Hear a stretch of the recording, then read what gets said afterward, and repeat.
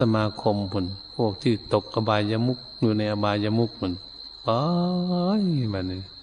เอาแม่เป็นทุกข์หรือมันนี่เอาเตรียมตัวไว้ถ้าผู้ใดมีลูกมีหลานเตรียมตัวไว้อย่าให้มันทุกข์ก็สอนมันมาเกิดแล้วเราสอนมันดีเลยแต่เบื้องต้นมันนี่ตอนปลายมันทำเสียหายให้เกิดขึ้นนั่นเราก็จะเห็นได้ง่ายแหละ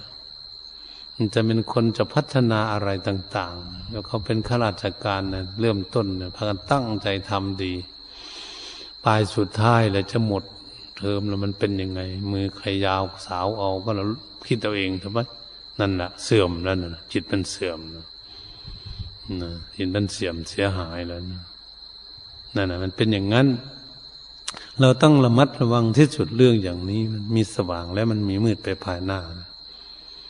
ลูกข้าราชการงานเมืองเจ้าใหญ่นายโตพ่อแม่จบด็อกเตอร์ทั้งสองคนลูกสาวลูกชายไม่เรียนหนังสือพ้องผู้เทศเนี่ยมากมายเลยในกรุงเทพเนี่ยมันเป็นอย่างนี้ไม่เอาไหนเลยมันเป็นอย่างนี้เกิดในที่ดีแล้วมันไม่ปฏิบัติมันก็ตกต่ำของมันมืดไปภายหน้ามันจะไปตกทุกข์ได้ยากลำบากในชาติต่อไปครับเนี่ยพ่อแม่แบ่งทรัพย์สมบัติให้มันเอาไปเล่นมดเกี่ยงมันก็ทุกข์จนมันไปทำบาปความชั่วหนักเข้าไปตกนรกแล้วมันตายไปเกิดเป็นสัตว์เดรัจฉานมันช่างหัวมันบอกสอนมันไม่ไหวแล้วพระพุทธองค์ทรงสอนให้รู้จักว่าชีวิตทั้งคนมันเป็นอย่างนั้นพวกเราก็ควรพากันที่จะศึกษาเรื่องอย่างนี้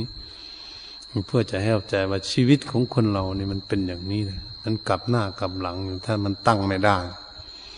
ตั้งตัวไม่ได้ฝึกฝนอบรมจิตใจไม่ได้มันจะเสื่อมโทรมลงไป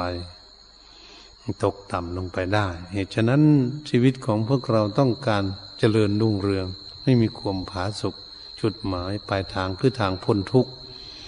แต่จึงเป็นหน้าที่ของพวกเราจึงวิเคราะห์วิจารณ์ศึกษาเพื่อจะพัฒนาจิตใจของเราให้เจริญรุ่งเรืองขึ้นไปเฉลียวฉลาดขึ้นไปเรื่อยๆทุกภพทุกชาติที่สุดเป้าหมายก็คือนิพพานเป้าหมายของเราจะไปที่สุดอย่าไม่รู้ว่าเมื่อไหร่มันจะถึงนิพพานเราปรารถนาไว้